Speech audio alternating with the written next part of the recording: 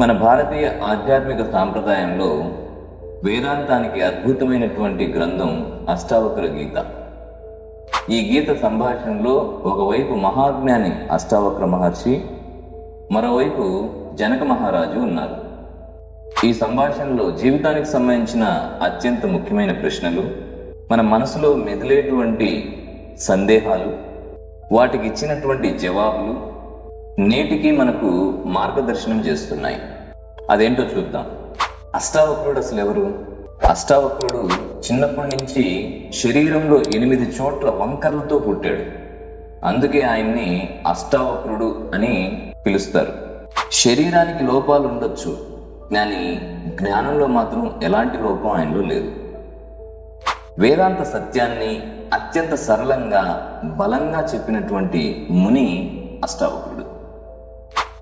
జనక మహారాజు అడిగినటువంటి ప్రశ్నలు, అష్టావక్రుడు చెప్పినటువంటి సమాధానాలు, వీటి గురించి ఈ వీడియోను చూద్దాం. మొదటి ప్రశ్న, నిజమైనటువంటి జ్ఞానం అంటే ఏంటి? ఇది జనక మహారాజు అష్టావక్రుడిని అడుగుతున్నాడు. సమాధానం, జనక, నువ్వు శరీరం కాదు, నువ్వు మనస్సు కాదు, నువ్వు శాశ్వతమైనటువంటి ఆత్మవే. దీన్ని గ్రహించడమే నిజమైనటువంటి జ్ఞానం. రెండవ ప్రశ్న, బంధం ఎందుకు వస్తుంది? నువ్వు నేను శరీరం అని భావిస్తే బంధం, నువ్వు శుద్ధ ఆత్మని అని గ్రహిస్తే విముక్తి. సుఖం దుఃఖం ఎవరిది?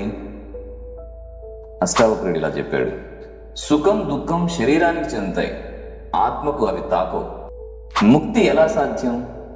నువ్వు ఎప్పటి నుంచో ముక్తుడివే, కేవలం తెలియకపోవడమే సమస్య. తెలుసుకున్న క్షణంలోనే ముక్తి. సాధన, జపం, ధ్యానం అవసరమా? అవి మనసును శాంతింప చేయడానికే, కానీ ఆత్మ సత్యాన్ని గ్రహించడానికి అవి అవసరం కాదు. గ్రహించగానే నువ్వు స్వయంగా విముక్తుడు అవుతావు. ధర్మం, పాపం నిజమా? అవి మనసు సృష్టించిన కల్పనలు, ఆత్మకు అవి తాకవు. జీవితం, మరణం ఎందుకు వస్తాయి? దానికి అష్టావక్రుడు ఈ విధంగా చెప్తున్నాడు, జీవితం మరణం శరీరానికే, నువ్వు ఆత్మవి, నీకు జననం మరణం లేవు. 8వ ప్రశ్న, శాంతి ఎక్కడ దొరుకుతుంది? బయట వెతికినా దొరకదు, నువ్వు తెలుసుకున్నప్పుడే లోపల శాంతి ఉంటుంది. జ్ఞాని లక్షణం ఏమిటి? జ్ఞాని సుఖం, దుఃఖం, లాభం, నష్టం అన్నీ సమంగా చూస్తాడు. ఆయన సాక్షిగా ఉంటాడు. అజ్ఞాని లక్షణం ఏంటి? అజ్ఞాని బయట సుఖం వెతుకుతాడు, ఎప్పటికీ అసంతృప్తితో ఉంటాడు. జ్ఞాని ఎక్కడ సుఖం పొందుతాడు? జ్ఞాని తనలోనే ఆనందాన్ని అనుభవిస్తాడు. లోకంలో కలహాలు ఎందుకు? అవి మనసు ఆటలు మాత్రమే. నువ్వు సాక్షిగా ఉంటే అవి తాకవు.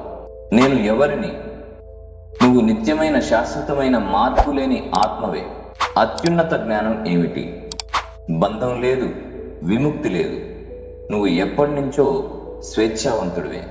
గురువరా, ఈ బోధన సారం ఒక్క మాటలో చెప్తారా? జనక, నువ్వు ఎప్పటికీ ఆత్మవే, నీకు బంధం లేదు, అంతే అని ముగించాడు అష్టావక్రుడు. అష్టావక్ర గీత మనకిచ్చిన సందేశం, నేను శుద్ధ చైతన్యాన్ని, నేను నిత్య ఆత్మని. దీన్ని తెలుసుకున్న క్షణంలోనే విముక్తి నాకు లభిస్తుంది. ఇది మనందరికీ ఒక శాశ్వత పాఠం. జ్ఞానం బయట కాదు, మనలోనే ఉంది.